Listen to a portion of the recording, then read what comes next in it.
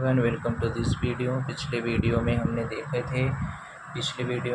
चुके थे supreme court के बारे में। तो सुप्रीम कोर्ट की कुछ चीज़ें जैसे इम्पोर्टेंट है। सुप्रीम कोर्ट जो है आर्टिकल नंबर 124 से लेके आर्टिकल नंबर 140 से 147 तक है। और सुप्रीम कोर्ट में हमारे 33 जज और एक CJI होता है। उसकी योग्यता वही होती है जो एक या तो 5 साल में हाई कोर्ट में जज रहा हो, या 10 साल वह एडवोकेट रहा हो हाई कोर्ट में, या वह राष्ट्रपति की नज़रों में कानून का अच्छा जानकारी रखता हो। ओके, ये हो गया आपका सुप्रीम कोर्ट। अब इसके बाद हम देखते हैं, और सुप्रीम कोर्ट में आपका आर्टिकल नंबर 141 मैंने बताया बहुत इम्पोर्टेंट है।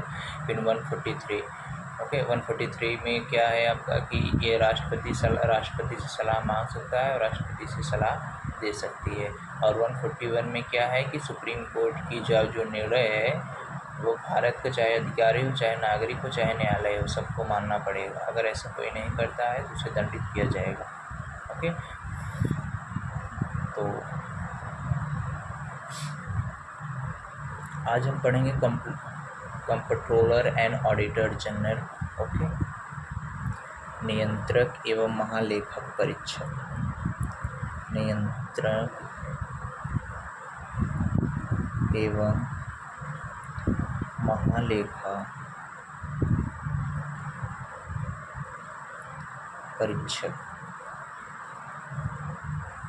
ओके, नियंत्रक एवं महालेखा परीक्षक, इसको हम बोलते हैं CAG, comptroller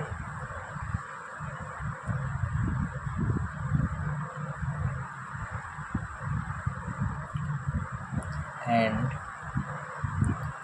auditor general.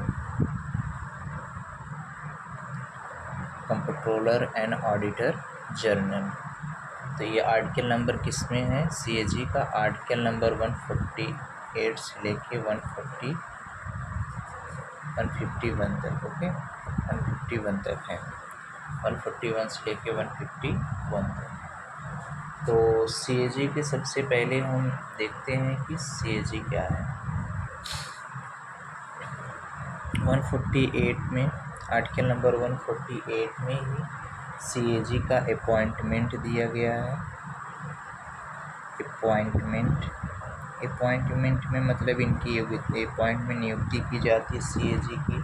CAG की नियुक्ति कौन करता है? इनकी नियुक्ति करता है राष्ट्रपति। किसकी सलाह पे? प्रधानमंत्री की सलाह पे। ओके, राष्ट्रपति ही नियुक्ति करता है प्रधानमंत्री की सलाह पे। CAG का जो टर्म होता है, कार्यकाल होता है, ये 6 ईयर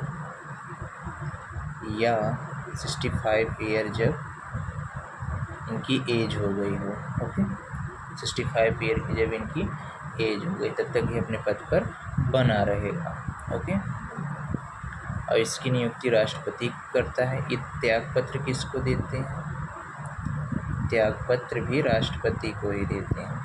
ओके, राष्ट्रपति को ही देते हैं। ये हो गया।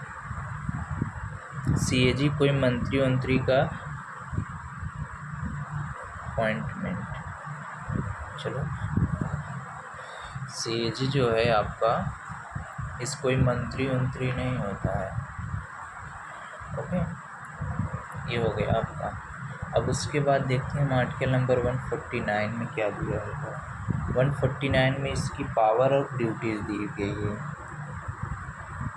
ड्यूटीज एंड पावर, इनका कर्तव्य क्या है और इनकी शक्ति क्या है।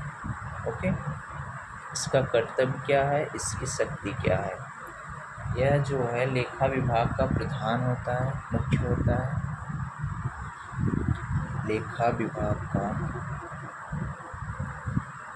प्रधान होता है। ये राज्य, स्टेट, सब जगह यही करता है। ओके, होता है। मतलब जो सेंट्रल है आपका, सेंट्रल एंड स्टेट में खर्चों की देख रेख करता है। आई बात समझ में? खर्चों की देख रेख कौन करता है? CAG खर्च की जांच करता है। ओके, अब आर्टिकल नंबर 150 हो गया आपका।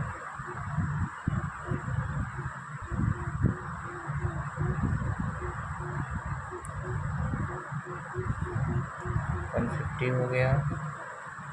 अब इसके बाद 151 में क्या है आपका? ये रिपोर्ट किसको देता है? 150 में तो केंद्र और राष्ट्र की जांच करता है। 151 में जो है ये रिपोर्ट देता है राष्ट्रपति को। लेखाओं की रिपोर्ट राष्ट्रपति को देता है।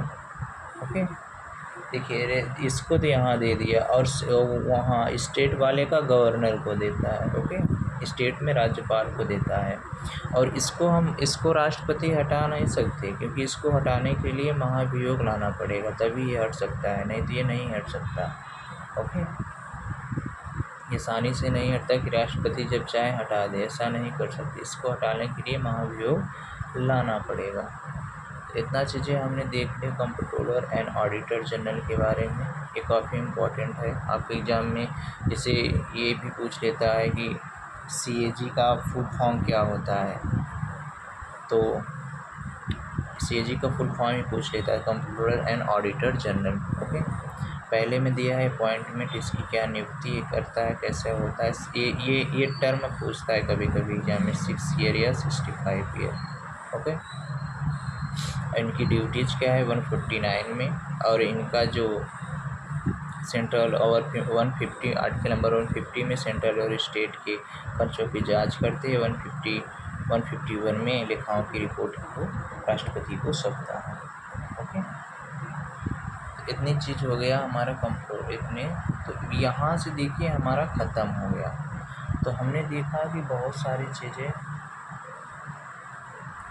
सबसे पहले सेंटर में हमने देखा। ओके,